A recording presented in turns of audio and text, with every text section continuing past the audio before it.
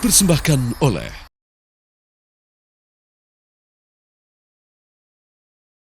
Assalamualaikum warahmatullahi wabarakatuh. Alhamdulillah para pemirsa TV One, kembali kita berjumpa lagi dalam suasana yang sangat bagus bulan Ramadan ini. Topik kita hari ini adalah keadilan sebagai asas ekonomi Islam lah. Apa yang dimaksud keadilan? Keadilan itu dalam bahasa Arab itu banyak vocabnya tuh ya. Ada al-adl, ada al-qist, ada al-wasat, ada al-mizan. Ada 7 itu yang mirip-mirip bisa diartikan dengan keadilan.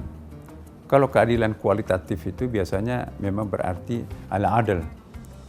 Ya. Kalau keadilan kuantitatif itu biasa kita pakai istilah al-qist. Jadi kalau misalnya ada ayat fankihu ma taba lakum minan nisa'i matna wa sulasa wa ruba fa in khiftum alla ta'dilu. Ya, kalau kalian takut berlaku adil. Al-adl di situ tidak dikatakan fa in khiftum alla tuqsitu. Jadi al-adl itu keadilan secara kualitatif. Cinta misalnya, itu kualitatif. Tapi kalau keadilan material, misalnya istri pertama bagi 2 gajinya dengan istri kedua. Tipe 70 istri pertama, tipe 70 istri kedua. Itu al-qist. Apakah begitu syaratnya untuk bisa poligami? No. Syaratnya adalah al-adl, bukan al-qist. Harus keadilan cinta juga. Apakah laki-laki bisa berlaku adil terhadap perempuan? Pasti kalau tanya laki-laki, boleh, bisa, saya bisa kok. Tapi tanya pencipta laki-laki, ya Allah, mampu nggak laki-laki bersikap adil terhadap perempuan? Dijawab dalam surah Nisa juga. Walan tastati'u an ta'dilu bainan nisa walau harastum. Tidak mungkin laki-laki itu bisa berlaku adil terhadap para perempuan, para istrinya. Nah, bagaimana bersikap adil terhadap harta?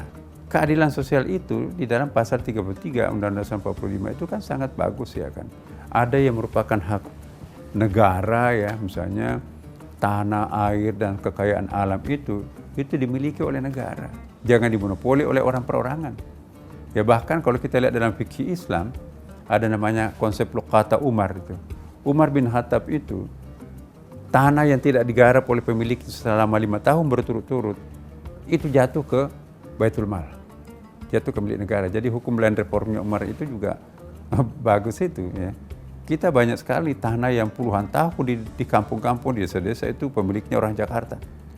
Masuk ke pagarnya saja bahaya, awas anjing galak, awas ada listrik di situ. Enggak bisa. Sementara masyarakat setempat itu enggak punya lahan. Saya kira ini perlu mendapatkan perhatian untuk kita semuanya. Tidak adil kalau kita memonopoli tanah yang sedemikian luas, tapi tidak pernah digarap. Sementara kampung setempat warganya itu tidak punya lahan garapan. Kenapa enggak disewakan? Jadi asas keadilan ini perlu ada dalam dunia pertanian, perkebunan, perikanan, ya. Di seluruh sektor harus ada asas keadilan. Termasuk juga di dalam dunia kerja. Ada asas keadilan di situ itu. Kapan keadilan ini tidak termanifestasi dalam suatu company, itu awal kehancuran sebuah company itu sendiri. Kapan keadilan tidak mewujud dalam suatu bangsa, suatu negara, itu awal kehancuran suatu negara dan suatu bangsa.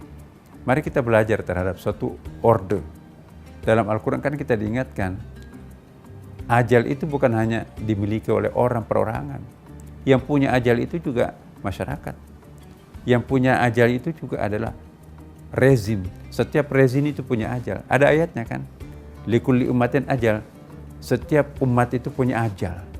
Semua ajal itu, semua rezim itu punya ajal. Sama dengan manusia, setiap manusia itu punya ajal. Nah, pertanyaan kita adalah bagaimana mempertahankan ajal ini tidak datang? Maka itu harus ada adil. Keadilan ini mampu memperlanggeng kehidupan kita, kestabilan kita. Stabilkan sistem perekonomian kita dengan menjunjung tinggi asas keadilan. Kalau asas keadilan terwujud dalam perusahaan kita, terwujud dalam masyarakat kita, maka dengan sendirinya kita akan hidup tenang dan langgeng kejayaan itu sendiri.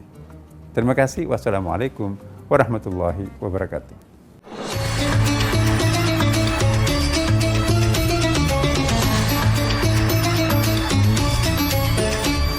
dipersembahkan oleh